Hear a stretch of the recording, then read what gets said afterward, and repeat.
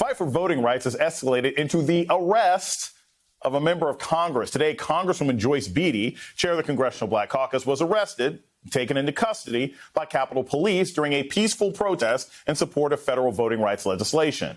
Also today, Texas Democrats who fled to Washington in a last-ditch effort to prevent the passage of a very restrictive new voting law in their home state met with Senate Democrat who happens to have the key vote on these issues, Joe Manchin of West Virginia.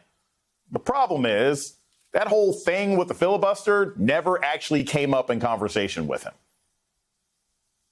There shouldn't be a Democrat or a Republican that wouldn't or couldn't or shouldn't vote for something that truly just only deals with voting and the rights of voters.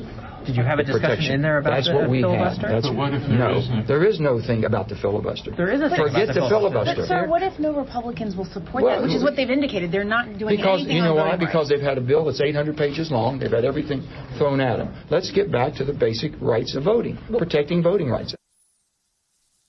Meanwhile, back in Texas, the Republican State House Speaker just stripped one of the Democrats of his leadership role. The first punishment doled out to a Democratic member for leaving the state.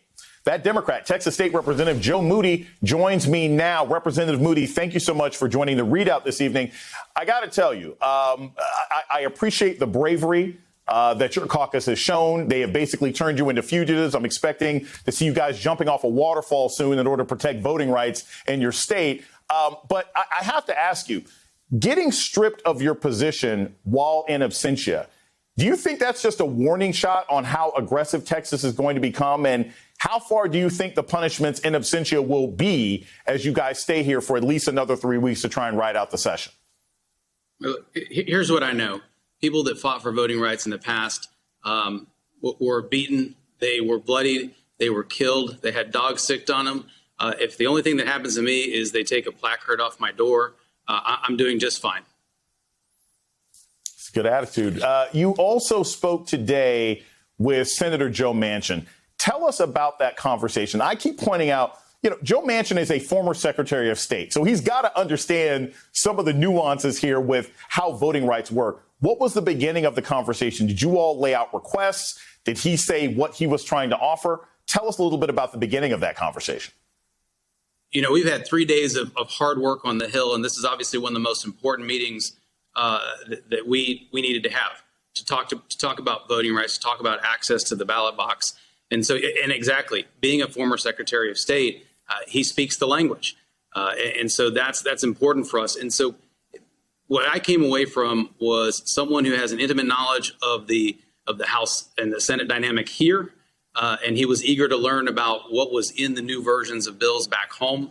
And he offered some ideas about stuff they had done in his home state when he was Secretary of State. And so it was a really productive meeting, and certainly opened my eyes to some of the complexity that has really taken hold here at the Capitol. So one of the things that apparently was not discussed was the filibuster. That did not come up.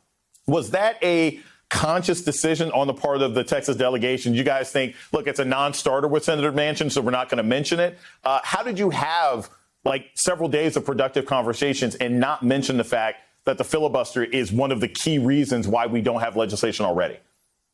Well, we don't need to say the word filibuster to talk about the situation. Look, I believe that Senator Manchin's been asked a few times about the filibuster. That's an elephant that was in the room that we didn't need to address. We wanted to talk to him about voting rights and access to the ballot in Texas and what was happening there, and to express to him our concerns and what we need. We need a strong voting rights bill here. We need Section 5 of the Voting Rights Act to be resurrected. That's important for Texas specifically. So those are the messages we wanted to deliver. People shared personal stories about what their families went through in the past, and some other stories that they've gone through now with some of these partisan poll watchers intimidating people. So it was a good conversation where Senator Manchin probably did more listening than talking, and it was one that we all walked away feeling like we were on equal ground when it came to the importance of voting rights.